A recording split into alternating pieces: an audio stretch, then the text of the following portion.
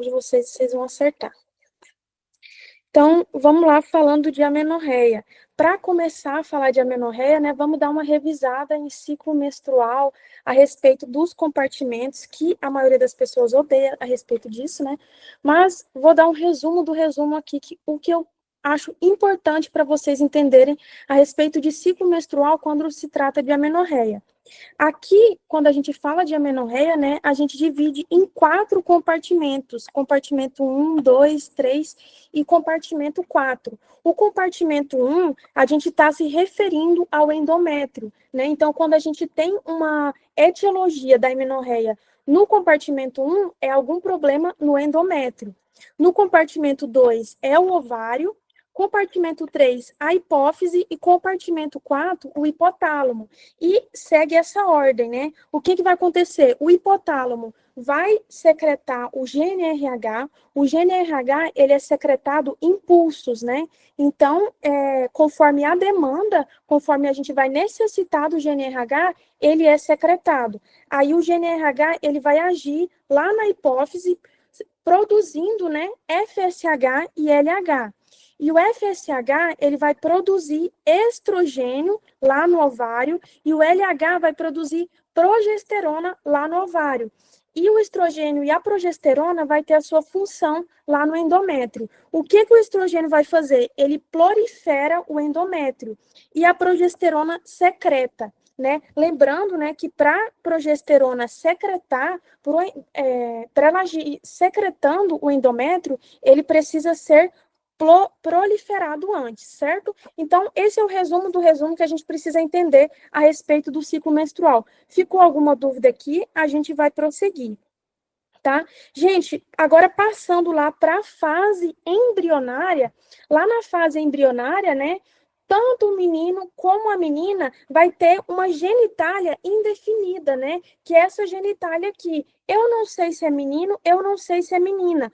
Todas as pessoas vão passar por essa fase aqui, né? Da genitália indefinida. Certo, gente? A genitália indefinida tem o ducto de Muller e tem o ducto de Wolff, tá? O ducto de Muller, ele faz a genitália da mulher, ó, ducto de Muller, ele faz a genitália da mulher. Então, quando o ducto de Muller, ele prolifera, né? Quando ele cresce, ele faz a genitália da mulher. Vamos ver como acontece isso, né? São 2 mecanismos diferentes. A produção da genitália interna e a da genitália externa. Vocês vão ver que é importante saber isso daqui quando a gente for falar de alguns diagnósticos lá na frente, tá? A genitália interna da mulher, ela é quando cresce o Muller, né? O Muller, ele faz a genitália interna da mulher, úteros, trompas e 2/3 superiores da vagina. 1/3 inferior da vagina é outra coisa que a gente vai falar. E o que acontece? O homem, ele tem um hormônio antimulleriano. Então, ele vai bloquear o ducto de Muller. Então, o que acontece quem tem um hormônio antimulleriano?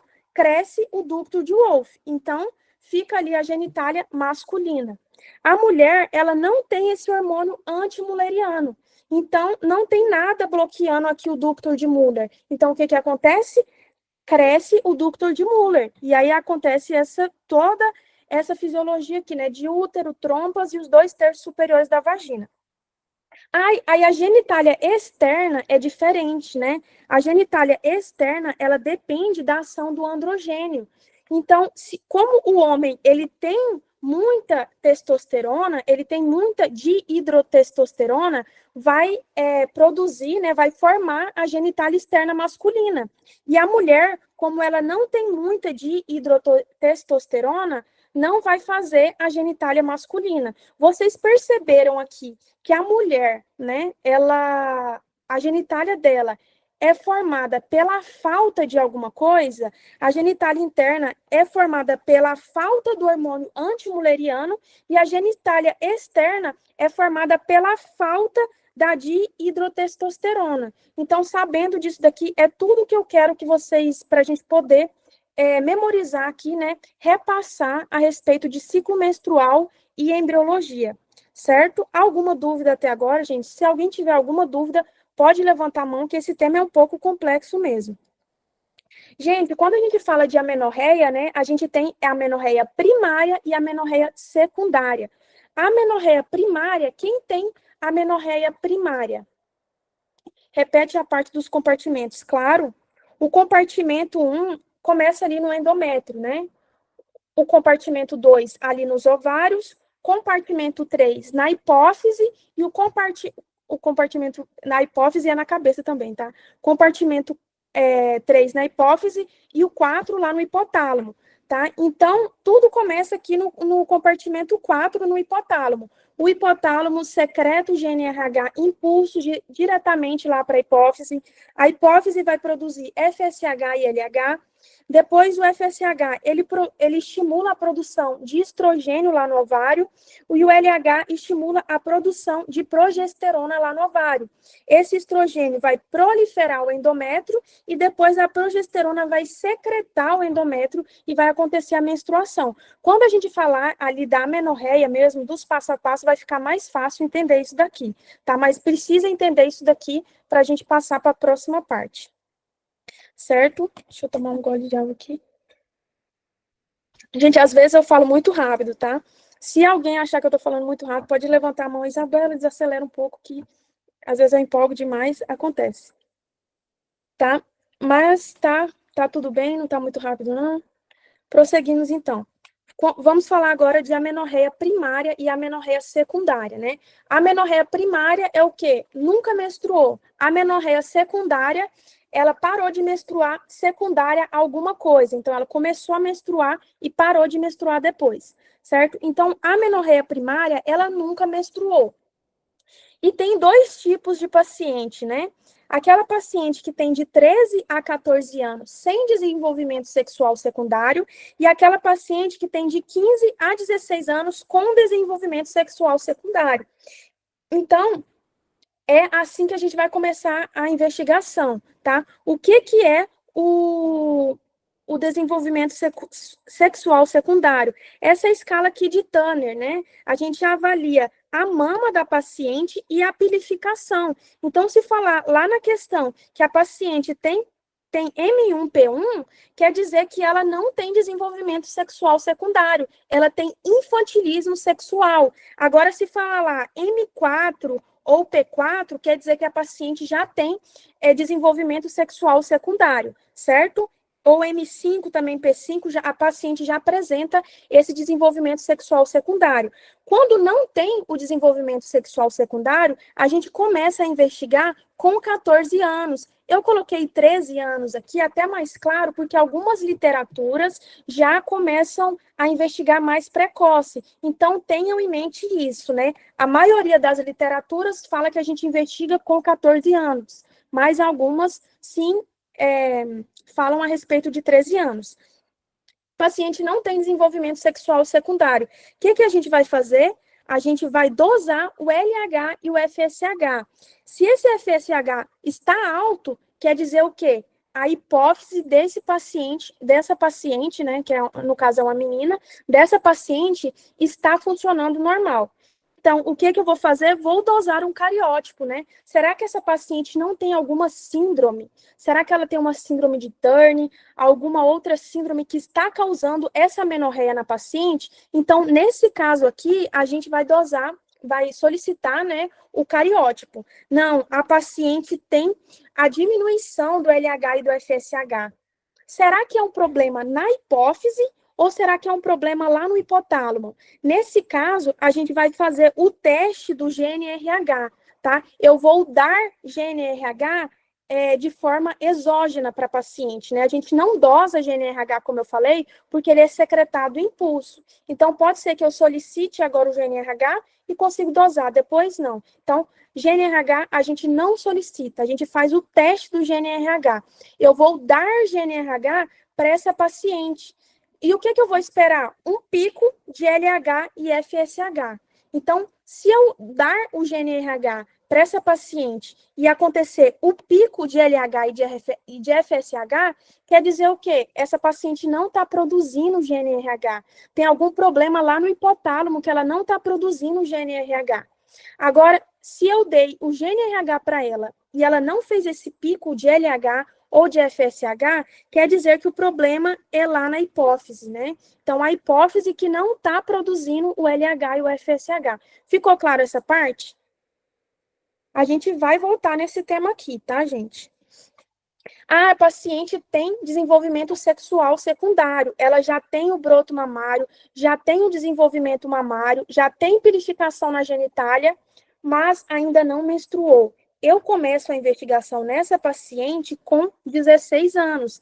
E algumas literaturas também levam para a gente com 15 anos, a gente já pode começar a investigar, certo? E a primeira coisa que a gente vai fazer é avaliação útero-vaginal. A gente começa fazendo uma avaliação útero-vaginal. Será que essa paciente realmente tem útero? Será que essa paciente tem o ímã perfurado, né? Aquela paciente que tem aquela dor cíclica, aquela paciente que tem a TPM, né, aquela tensão pré-menstrual, pode ser que ela tenha essa dor cíclica pélvica, né? Pode ser que ela tenha o ímã perfurado. O que acontece? Ali, né, tem uma película ali na vagina da paciente que não permite que saia a menstruação. Então, aquela menstruação está sendo ali, ela está menstruando todo mês, mas aquele sangue está ficando retido ali. Esse é o caso do ímã imperfurado, certo?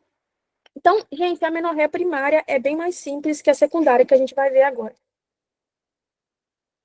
Alguma dúvida em amenorreia primária?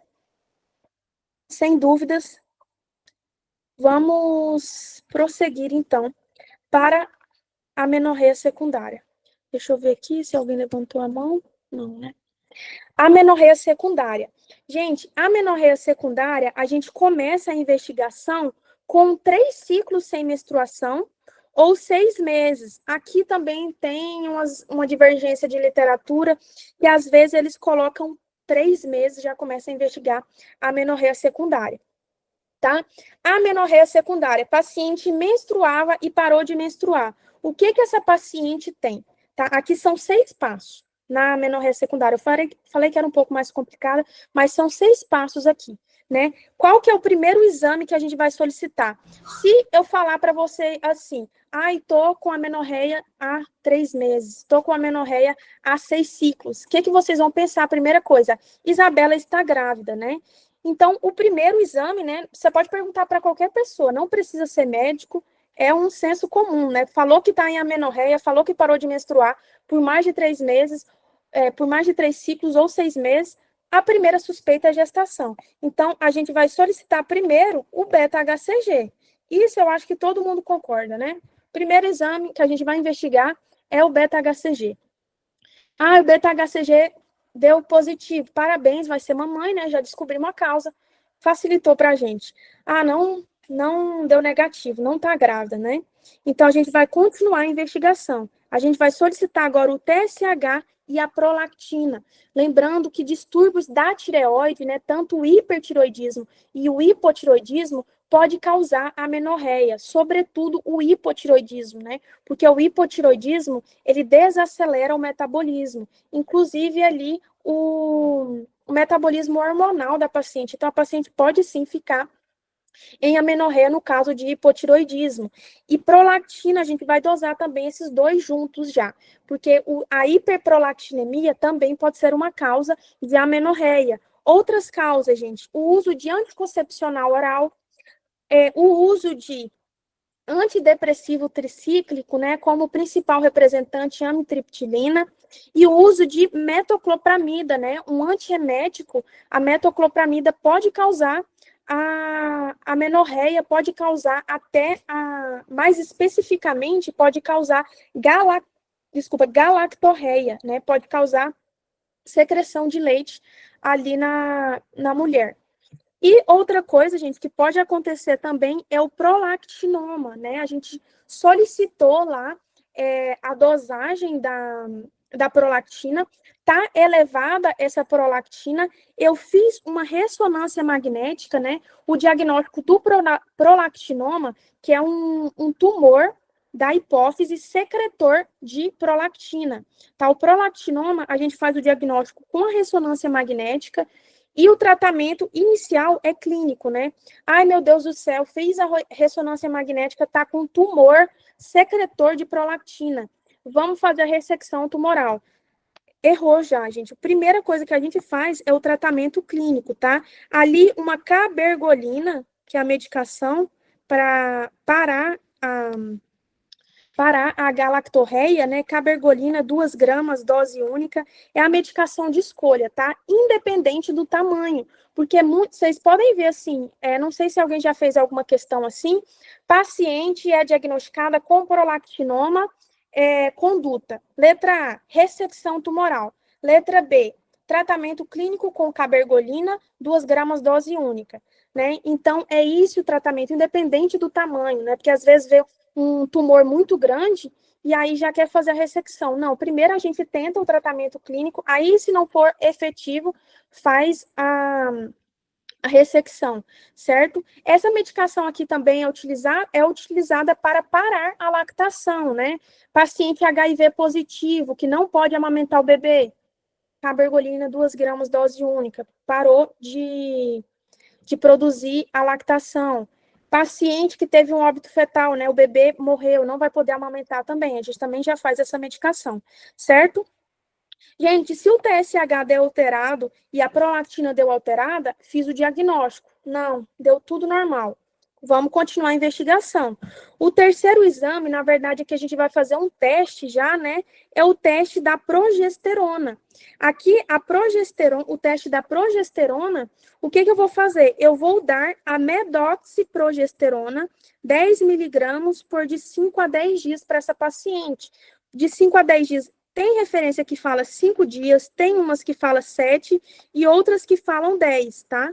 Então, é importante saber também, de 5 a 10 dias, o Revalida, ele não faz esse tipo de pegadinha, tá? Aí coloca lá, medoxiprogesterona por 5 dias. Aí a letra C, medoxiprogesterona por 20 dias. Eles não costumam fazer esse tipo de pegadinha em relação à data, graças a Deus, né? Graças ao INEP também, lá que tem um pouquinho de senso em relação a isso. Mas, enfim, a gente vai fazer esse teste da progesterona. O que a progesterona faz? Ela secreta o endométrio, né? Então, a gente avalia o estrogênio e o trato de saída.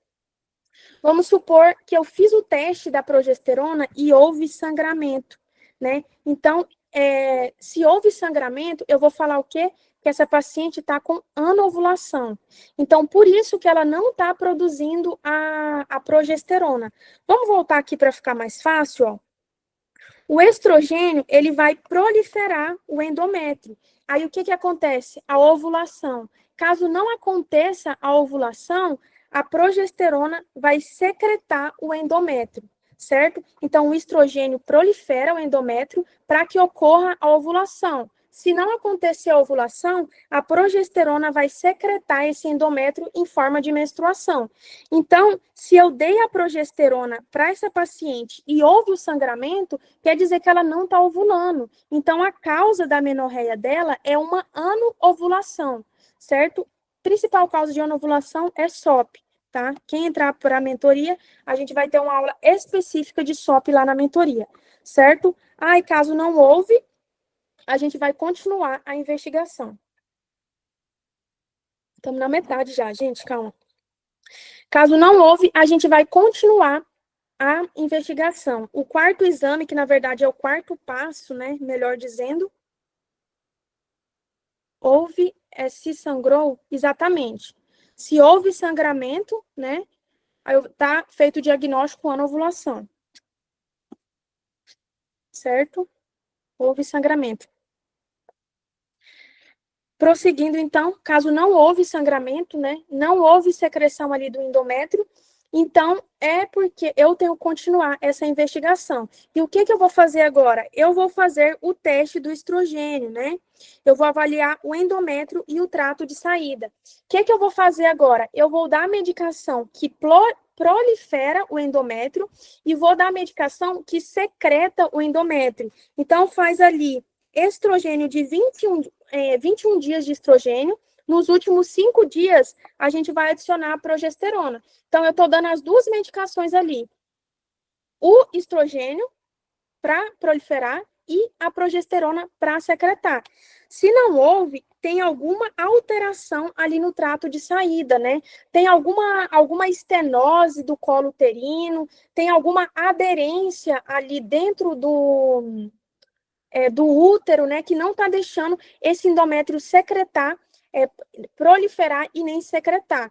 Então, a gente vai fazer aqui agora uma investigação ali do endométrio, do colo uterino, né, solicitar uma ultrassonografia, solicitar uma histeroscopia, né, que a histeroscopia, se tiver alguma aderência, já vai quebrando ali todas as aderências, certo? Então, aqui já a gente já fez o diagnóstico aqui, é um problema ali no compartimento, né, tem alguma coisa ali que não está deixando essa paciente sangrar, certo?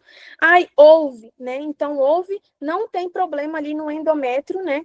E nem não tem problema ali no endométrio. Então, se houve sangramento, a gente vai continuar a investigação. Será que é um problema ovariano? Será que é um problema hipofisário? Ou será que é um problema hipotalâmico?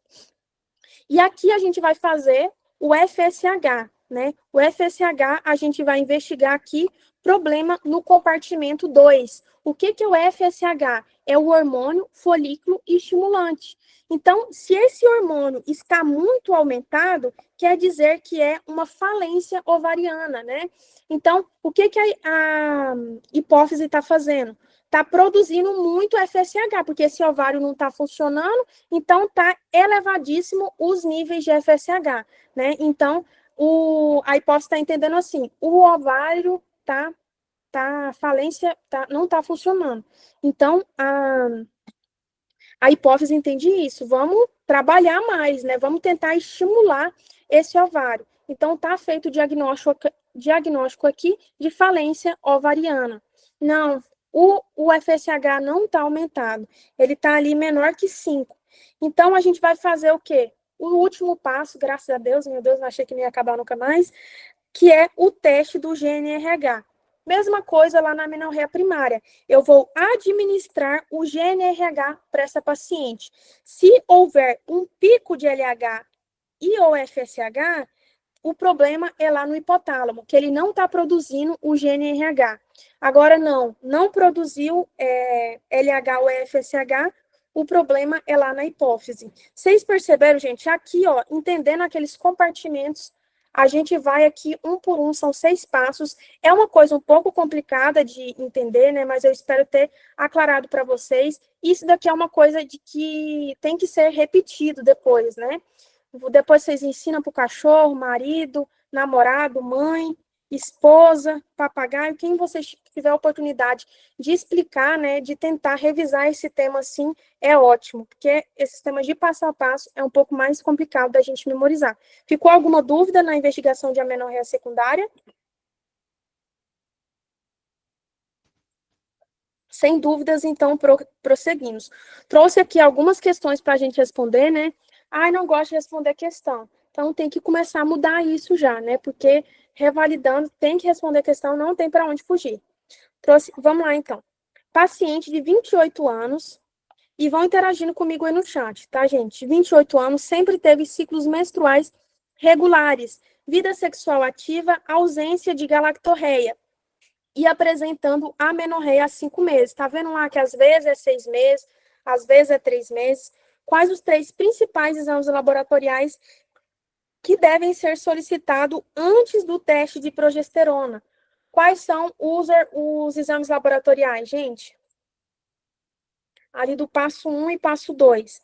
FSH, LH, estradiol, beta-HCG, TSH e FSH, beta-HCG, TSH e prolactina, beta-HCG, FSH e prolactina ou FSH, TSH e estradiol?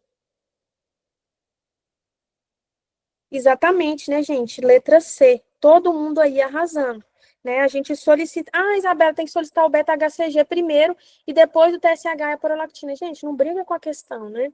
Se eles querem fazer o passo 1 e o passo 2 ali junto, não briga com a questão. Tá falando os 3 primeiros ali, os 3 principais, passo 1 e passo 2, beta-HCG, TSH e prolactina, certo? Próxima questão. Uma senhora de 36 anos não menstrua há 70 dias. Gente, senhora de 36, tadinha. Gesta 2, laqueada há 5 anos. mamas normais e pilificação ginecoide, genitálias externas normais. O teste de progesterona foi negativo e o do estrogênio positivo. As dosagens hormonais demonstram FSH muito elevado. Qual seria a alternativa correta, gente? É a amenorreia secundária idiopática? Não, não sabe a causa. É uma amenorreia do compartimento 1, tem um problema lá no endométrio? É uma amenorreia do compartimento 2 por falência ovariana precoce? É uma amenorreia do compartimento 3 lá da hipófise, ou é uma amenorreia do compartimento 4 lá do hipotálamo? E aí, letra A, B, C, D ou E?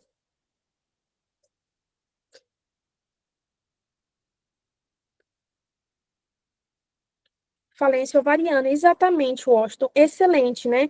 Essa paciente aqui tem 36 anos, tá com hormônio folículo estimulante super elevado, né?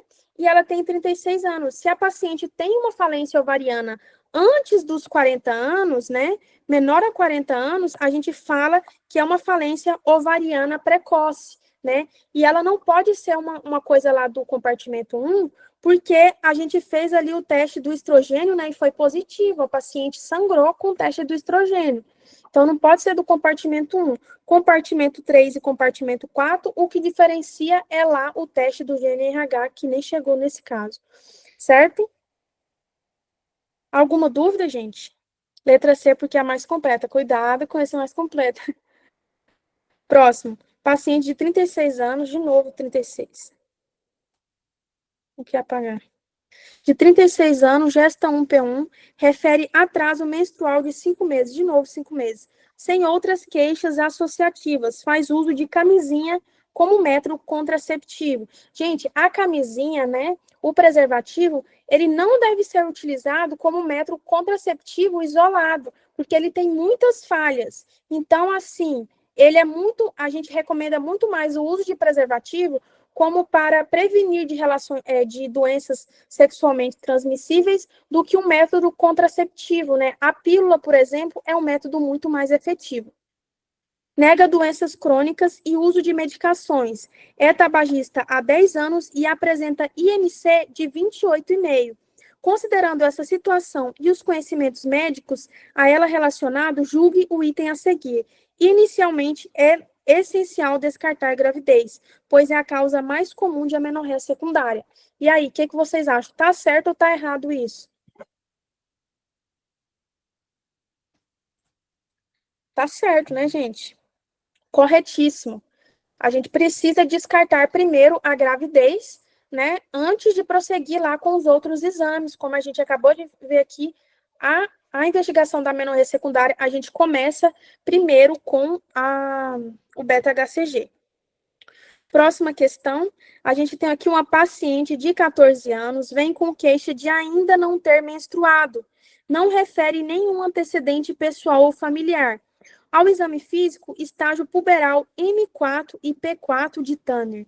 O médico deve, letra A, esclarecer que ela deve menstruar logo, sendo necessário nenhum exame subsidiário. Letra B, solicitar FSH e LH para avaliar amenorreia hipogonadotrófica, desculpa. Letra C, solicitar coreotipo para suspeição de Turner.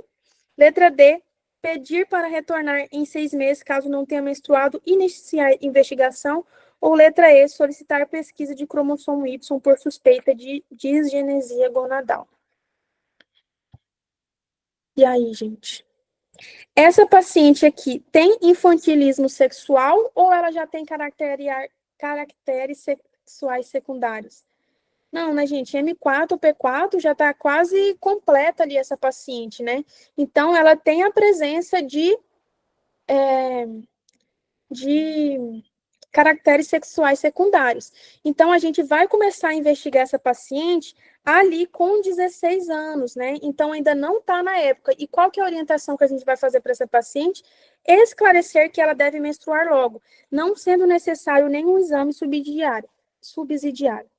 Infantilismo é até M3P3. Infantilismo ali geralmente é o M1P1 ou M2P2, tá? M3P3 ela já está ali um estágio de evolução, certo? Agora vamos falar aqui um pouco dos diagnósticos diferenciais, gente. Diagnósticos diferenciais de amenorreia. Compartimento 4, compartimento 3, compartimento 2 e compartimento 1. Quando a gente fala de causas hipotalâmicas, a gente tem alguns representantes aqui, né, de causa, a síndrome de Kalman.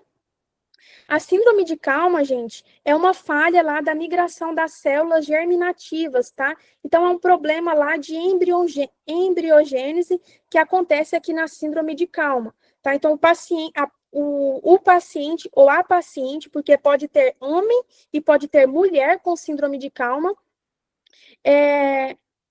não tem esse problema na migração das células germinativas.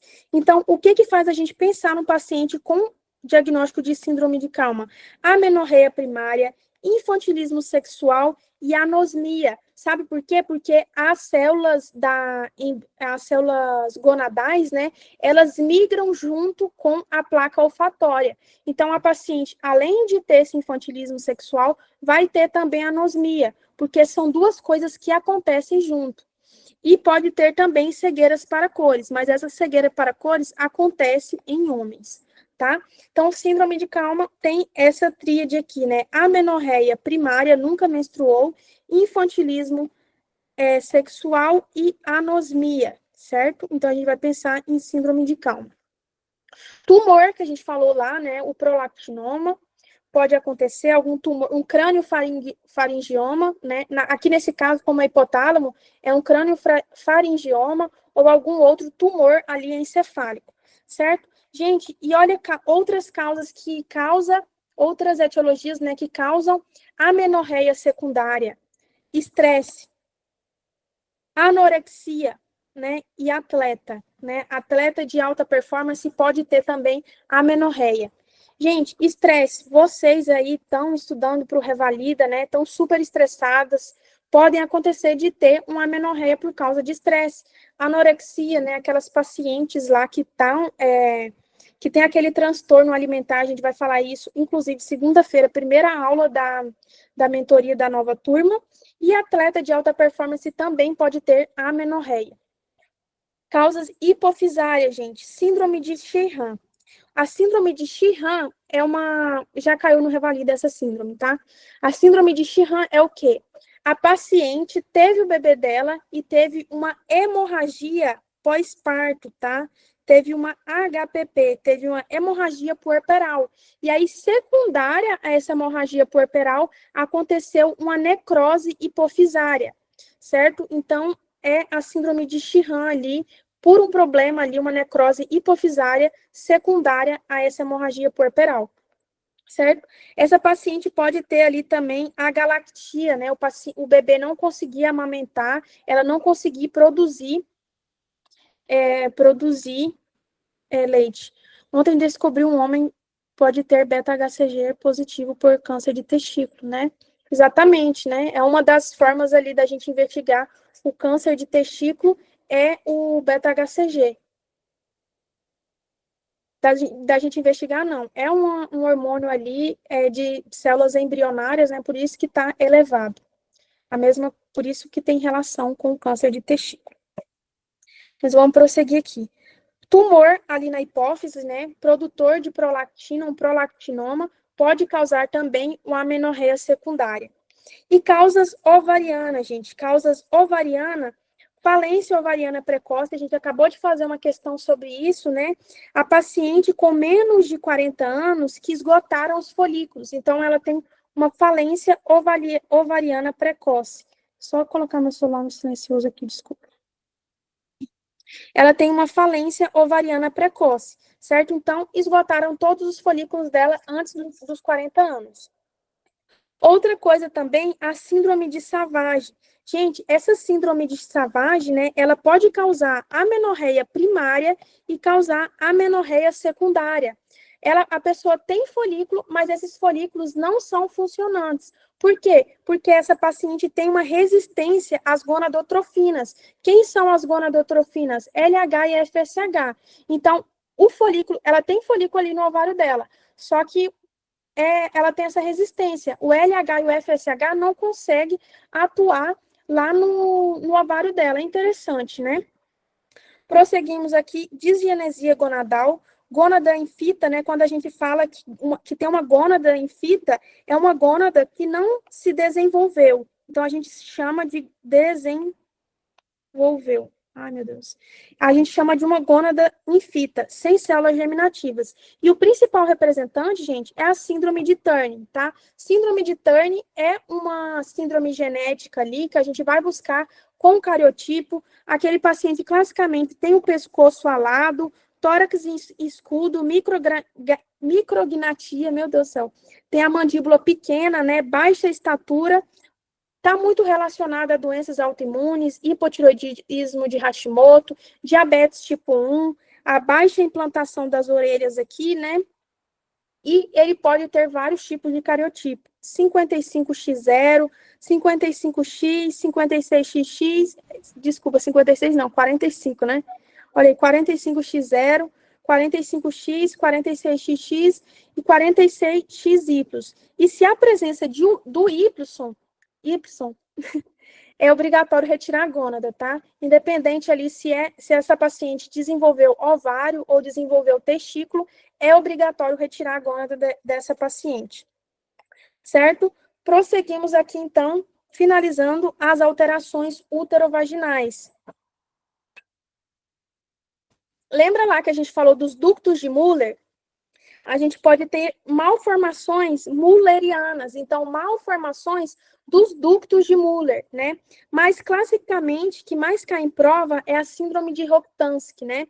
Aquela paciente que tem o 46XX, só que tem agenesia, não desenvolveu o ducto de Muller. Então a paciente não vai ter útero, ela não vai ter as trompas e não vai ter a parte superior da vagina. Ela vai ter só a parte inferior lá, que é produzida pela falta de testosterona, né? Então, ela tem uma vagina curta, sem útero. Outras malformações do ducto de Muller, né? Outras malformações mullerianas é o útero bicorno, o útero unicorno, o útero duplo ou de Delfo. Esse útero de Delfo, a mulher, né, tem 2 colos uterinos. Útero septado e o útero retrovertido, né? Esse o útero tem que ser assim, em anteversoflexão, né? Se acontecer assim, o útero retrovertido, é uma malformação mulleriana também. Inclusive, a minha irmã gêmea tem essa malformação mulleriana. Outra coisa também, gente, caso for realizar a histeroscopia, a gente não consegue diferenciar esses 2 tipos de útero aqui, tá? Então, tem que fazer ali uma ultrassom 3D, tem que fazer algum outro exame ali mais específico para poder identificar. Porque imagina só, a gente chega aqui com a câmera, ó, tem um septo aqui, esse daqui também tem um septo. Então, eu preciso outro exame complementar para diferenciar se é um útero bicorno ou se só tem um útero septado, ele só tem um septo ali no meio do útero, certo? A síndrome de Asherman. Gente, essa síndrome de Asherman já caiu muita questão de prova sobre a síndrome de Asherman. O que é a síndrome de Asherman? Aquela paciente que fez algum procedimento uterino, né, um procedimento ali, fez uma curetagem, né, fez a raspagem ali do útero e aconteceu uma lesão endometrial. Então, o que a gente faz nesse caso dessa paciente? Uma histeroscopia, tá? Histeroscopia. Porque essa histeroscopia já é diagnóstica, eu já vou ver que essa paciente tem lesão endometrial e já vou fazer o tratamento dela histeroscópico também, tá bom? Por último aqui, hiperplasia adrenal congênita, né? É uma doença que é diagnosticada lá no teste do pezinho. Então, a paciente, né, o paciente tem o aumento da glândula adrenal, tem a hiperplasia adrenal congênita. E lembra, gente, o que eu falei para vocês que produz a genitália externa no homem não é a testosterona? Então, a glândula adrenal, ela produz testosterona. Então, o que pode acontecer? Aquele bebezinho nasceu e ele tem uma genitália ambígua. Eu não sei se é homem ou se é mulher. Então, eu dosei ali, eu fiz um exame ali e percebi que o paciente tem a hiperplasia adrenal congênita, porque está aumentado a testosterona. Então, se está aumentado a testosterona, aconteceu isso ali do corpo produzir mais uma genitália masculina, certo? Então, hiperplasia adrenal congênita é uma manifestação de genitália ambígua na mulher. A mulher pode acontecer essa virilização para o sexo masculino. E o diagnóstico, gente? O diagnóstico, o paciente, né, a paciente vai ter a diminuição. Aí vai fazer a investigação. Exatamente. Vai fazer a investigação, né? Vamos conversar mais sobre isso. O diagnóstico, gente, a gente faz ali com a diminuição da enzima da 21-hidroxilase e o aumento da progesterona e do androgênio.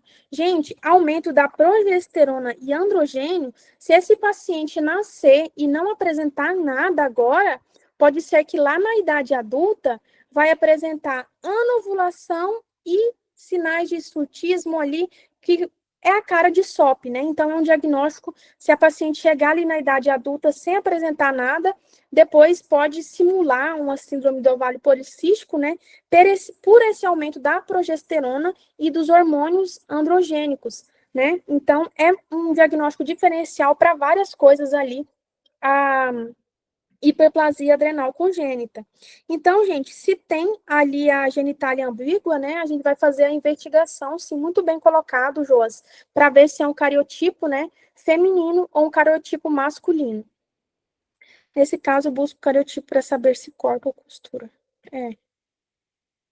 Isso aí já é um caso mais complicado, né? Eu não acredito que isso possa cair assim em questão de prova para saber se vai cortar ou costurar. Mas é a genitália ambígua na mulher, aí a gente lembra de hiperplasia adrenal congênita, tá? Outra coisa, gente, antes de finalizar aqui, vamos falar um pouco desses dois diagnósticos diferenciais que costumam aparecer muito em prova e que confundem muito, tá? Que é a síndrome de Rokitansky, que a gente acabou de falar ali, e a síndrome de Mores. O que é a síndrome de Rokitansky? É a agnesia mulleriana. Então, a paciente não desenvolveu o ductor de Muller. Então, não desenvolveu útero, não desenvolveu trompas e não desenvolveu a parte superior da vagina. Isso daqui é uma menina, né? Uma mulher, 46XX, sexo feminino. Ela tem uma amenorreia primária com caracteres sexuais, mas ela não tem útero e tem a vagina curta, porque ela só tem 1/3 inferior da vagina. Essa paciente tem pelos normais e tem ovários, né? É uma mulher.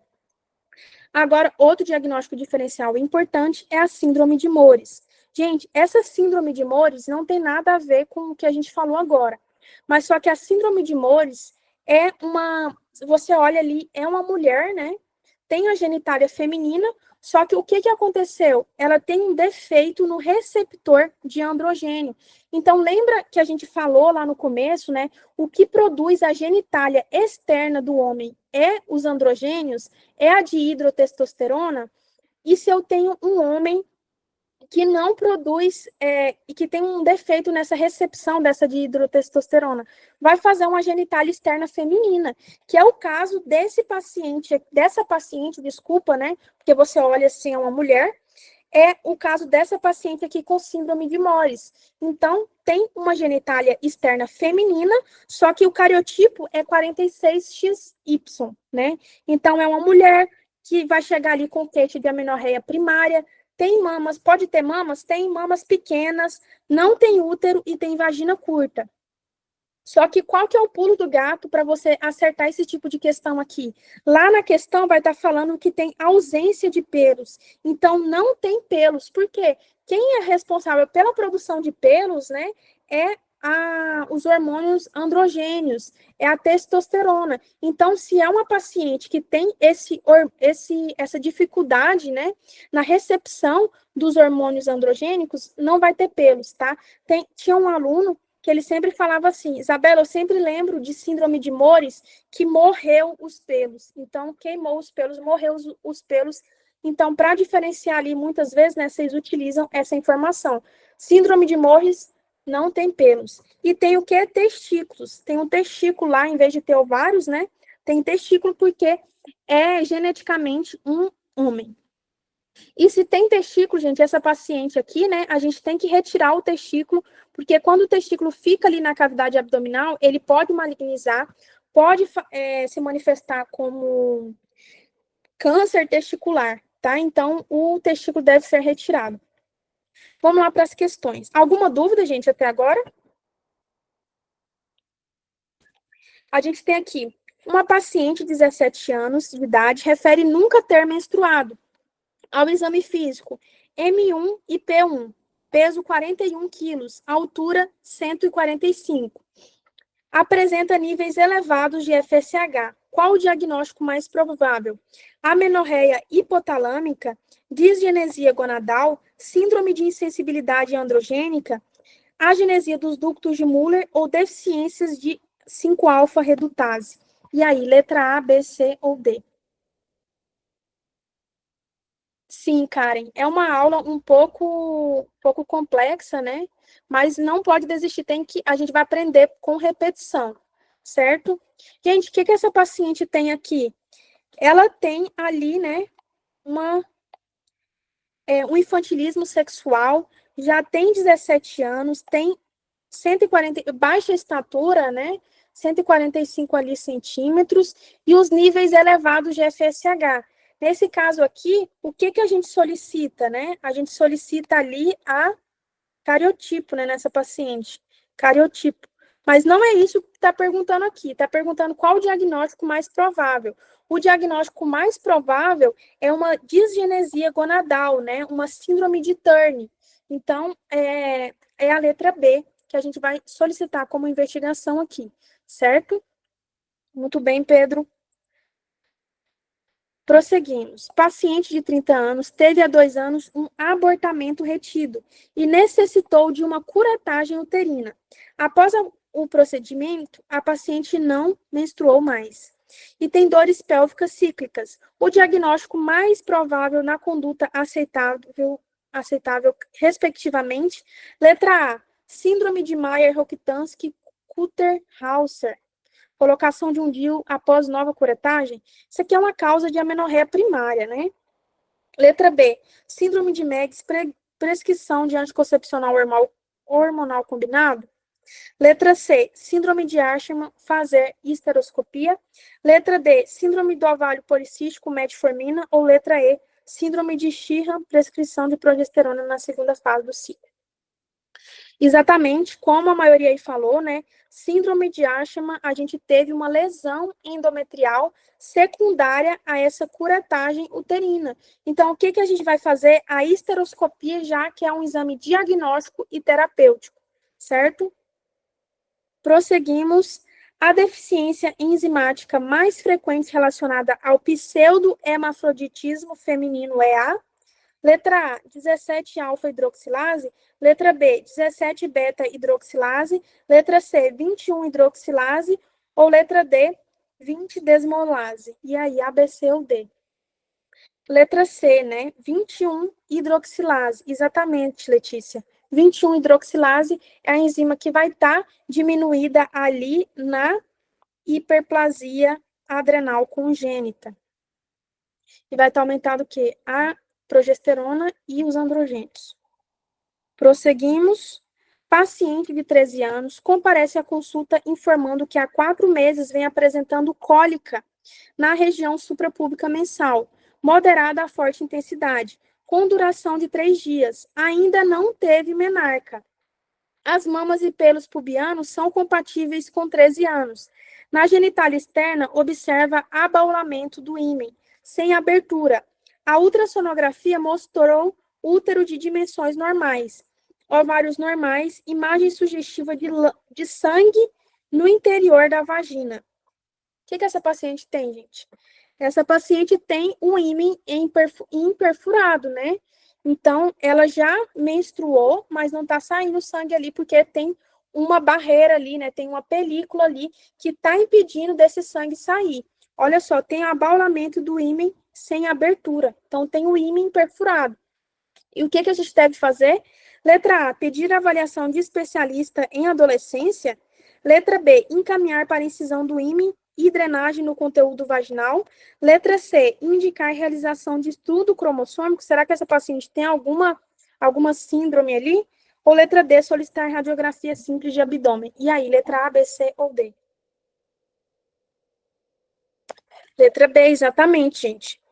O que a gente deve fazer é encaminhar para incisão do ímen ali e drenagem do conteúdo vaginal. Essa paciente ali está retendo essa menstruação. Agora, gente, trouxe aqui as questões do Revalida que caíram sobre esse tema para a gente poder responder também, tá bom? A gente tem aqui uma paciente de 21 anos, no Ligesta, comparece à consulta em um centro de saúde, com queixa de amenorreia há 6 meses, acne com pústulas, aumento de pelos, principalmente nas faces e nos membros inferiores. Relata dificuldade de perder peso e ciclos menstruais irregulares e longos desde a menarca. Afirma ser sexualmente ativa, é realizado durante o atendimento teste rápido para a gravidez, com resultado negativo. Ao exame físico apresenta IMC de 30, é uma paciente que está com sobrepeso já. Pressão arterial 120 por 70, e considerando o quadro clínico da paciente, qual a conduta inicial mais adequada nesse momento? Então, gente, essa paciente aqui, né, ela tá com um quadro ali de amenorreia secundária. E o que que a gente faz? A gente deve dosar agora, né, o TSH e a prolactina, que o que traz pra gente é essa alternativa A aqui, né? Aqui trouxe outros exames também, mas não vamos brigar com a questão, certo? Então, o gabarito dessa questão é a letra A. Teve gente que brigou, né? Por que não a letra D, iniciar a espirolactona, solicitar ultrassonografia para confirmar diagnóstico de SOP? Lembrando, gente, que o diagnóstico de SOP, essa paciente aqui parece que tem um diagnóstico de SOP, parece, né? Mas o diagnóstico de SOP, ele é um diagnóstico de exclusão. Depois de eu ter excluído todas as coisas, aí eu posso fazer o diagnóstico de SOP, certo? Então, eu não faço ali, tem cara de SOP, vou bater o martelo, é SOP. Não, essa paciente está com quadro de amenorreia e eu preciso investigar a amenorreia dela, tá? Então, toma cuidado com isso de não ir com muita sede ao pote. Certo? Prosseguimos. Próxima questão. Uma paciente de 35 anos, casada no Ligesta, procurou atendimento especializado, queixando-se de ciclos irregulares, fogachos, insônia, diminuição da lubrificação vaginal e da libido. O médico, após solicitação de exames e verificação dos resultados, fez o diagnóstico de insuficiência ovariana. Nesse caso, o diagnóstico pode ser confirmado com base nos resultados dos seguintes exames: FSH estradiol elevados, inibina baixa. Letra B, FSH elevado, estradiol inibina baixo. Letra C, FSH baixo, estradiol inibina elevados. Ou letra D, FSH estradiol baixos, inibina elevada. A Isabela nem falou de inibina. Calma, gente. Mas todo mundo tá acertando aí já. Como todo mundo falou, né, gente? Essa paciente aqui tem uma insuficiência ovariana, e é uma insuficiência ovariana precoce, porque é antes dos 40 anos, né? Então, quando a gente tem uma insuficiência ovariana, o que vai estar aumentado? Vai estar aumentado o FSH, né? O FSH é o hormônio folículo estimulante. Então, se o ovário tá insuficiente, a hipófise entende, vamos produzir mais FSH para estimular esse ovário a funcionar. Então, o FSH vai estar elevado, né? E o ovário produz o quê? Estradiol. Então, o estradiol vai estar diminuído. Isabela, você nem falou de inibina. Gente, a inibina, né? A gente vai ter a inibina A e a inibina B. A inibina A, ela é produzida pelo corpo lúteo. Corpo lúteo. E a inibina B é produzida pelo folículo. Se eu não tenho ovulação, vocês acham que faz sentido a gente ter inibina elevada? Claro que não, né? Porque se não tem ovulação, não tem corpo lúteo e não tem folículo para produzir inibina. Então, a inibina também vai estar baixa, tá? Então, a gente fica com a letra B, como todo mundo aí falou. Certo? Próxima questão, a gente tem uma adolescente aqui de 17 anos, ela compareceu ao UBS com queixa de nunca ter tido menstruado. Ela informa que sente dores abdominais, aumento da sensibilidade das mamas e mudança do estado de humor, e que esses sintomas se repetem ciclicamente. Apresenta distribuição pilosa e desenvolvimento mamário compatível com a idade.